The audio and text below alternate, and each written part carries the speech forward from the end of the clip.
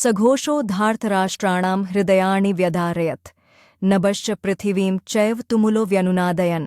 इन विभिन्न शंखों की ध्वनि कोलाहलपूर्ण बन गई, जो आकाश तथा पृथ्वी को क्षणदायमान करती हुई धृतराष्ट्र के पुत्रों के हृदयों को विदीर्ण करने लगी। तात्पर्य, जब भीष्म तथा दुर्योधन के पक्ष के अन्य वीरों ने अपने अपने शंख बजाए तो पांडवों के हृदय विदीर्ण नहीं हुए।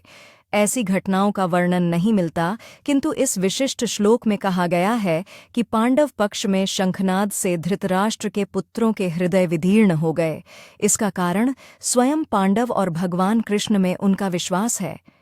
परमेश्वर की शरण ग्रहण करने वाले को किसी प्रकार का भय नहीं रह जाता, चाहे वह कितनी ही विपत्ति में क्यों न हो।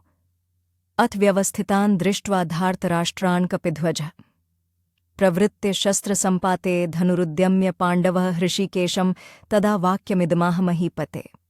उस समय हनुमान से अंकित ध्वजा लगे रथ पर आसीन पांडुपुत्र अर्जुन अपना धनुष उठाकर तीर चलाने के लिए उद्यत हुआ।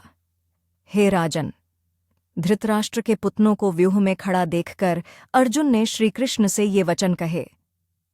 तात्पर्य, युद्ध प्रारंभ होने ही वाला था।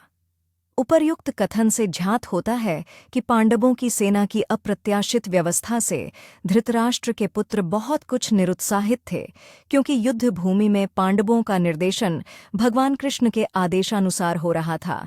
टैंड अर्जुन की ध्वजा पर हनुमान का चिन्ह भी विजय का सूचक है, क्योंकि हनुमान ने राम तथा रावण युद्ध में राम की सहायता की थी, जिससे राम विजयी हुए थे।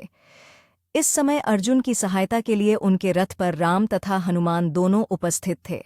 भगवान कृष्ण साक्षात राम हैं, और जहाँ भी राम रहते हैं वहाँ नित्य सेवक हनुमान होता है तथा उनकी नित्य संगिनी वैभव की देवी सीता उपस्थित रहती हैं।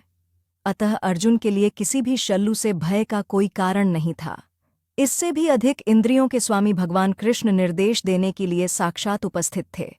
इस प्रकार अर्जुन को युद्ध करने के मामले में सारा सत्परामर्श प्राप्त था। ऐसी स्थितियों में, जिनकी व्यवस्था भगवान ने अपने शाश्वत भक्त के लिए की थी, निश्चित विजय के लक्षण स्पष्ट थे। अर्जुन उवाच सेनयोरुभयोर्मध्ये रथं स्थापयमेच्युत यावदेतान् निरीक्षेऽहं योद्धुकामानवस्थितान्।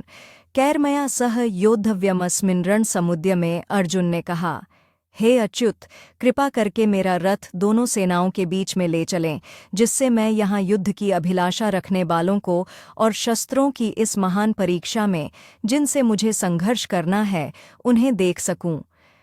तात्पर्य, यद्यपि श्रीकृष्ण साक्षात श्री भगवान हैं, किंतु वे अहेतु की कृपावश अपने मित्र की सेवा में लगे हुए थे।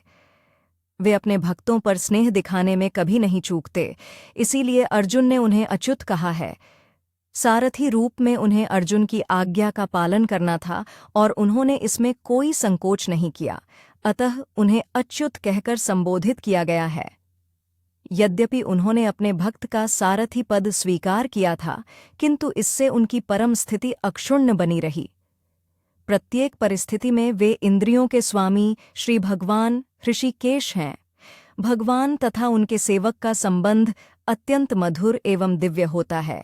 सेवक स्वामी की सेवा करने के लिए सदैव उद्यत रहता है, और भगवान भी भक्त की कुछ न कुछ सेवा करने की कोशिश में रहते हैं।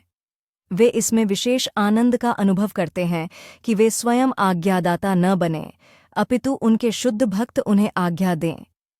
चूंकि वे स्वामी हैं, अतः सभी लोग उनके आज्ञा पालक हैं, और उनके ऊपर उनको आज्ञा देने वाला कोई नहीं है।